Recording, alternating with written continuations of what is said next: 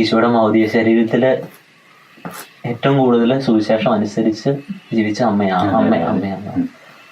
നമുക്ക് വേറൊരു ചിന്തയെ നമ്മൾ നല്ലപോലെ ആലോചിച്ച് നോക്കിയേ, നമുക്ക് ഈശോയുടെയും മാതാവിന്റെയും മനസ്സിൽ കൂടെ ഒരു വേറൊരു ചിന്ത ഒരിക്കലും വരത്തില്ല, വരാൻ സമ്മതിക്കത്തില്ല. അങ്ങനെ അത്രയും പെർഫെക്ഷൻ ആ ഇതിന് കൊടുക്കുക മനസ്സിന്റെ ചിന്തയ്ക്കൊക്കെ.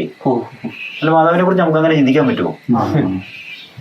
ആ ഒരു മനുഷ്യ സ്ത്രീക്ക് പറ്റിയെങ്കിൽ നമുക്കും പറ്റുമെന്ന് അതിന്റെ ഒരു അർത്ഥമേ.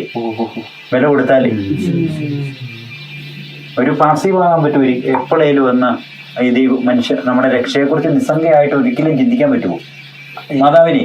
അമ്മ എന്ന് വെച്ച് കഴിഞ്ഞാല് സാധാ ഒരു മനുഷ്യ സ്ത്രീ ആയിരുന്നു. അത് കഴിഞ്ഞിട്ട് അങ്ങനെ ആയിരുന്നു ബ്രദറെ.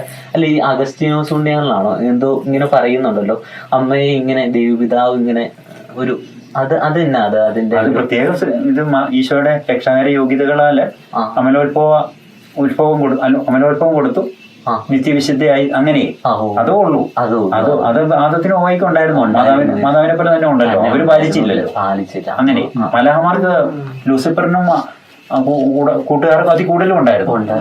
അങ്ങനെ അവരും പാലിക്കാത്തതല്ലേ. അതും ഉള്ളത് കൊണ്ട് മാത്രമല്ല മാതാവ് പാലിച്ചതെന്ന് നമ്മൾ ഓർക്കണം. അത് അവർക്ക് മറ്റു മലാഹമാർക്ക് മാതാവിനുള്ളതിനേക്കാൾ കൂടുതലുണ്ടായിരുന്നു അവസ്ഥകളെ. ആദത്തിനും ഓവയ്ക്കും ഉണ്ടായിരുന്നു അതിനേക്കാളും നല്ല അവസ്ഥ. അങ്ങനെ അപ്പൊ അവര് പാലിച്ചില്ലല്ലോ. അപ്പൊ മാതാവിന് ഇത് ഉണ്ടായിട്ട് പാലിച്ചാന്നല്ല നമ്മൾ കരുതണ്ടേ.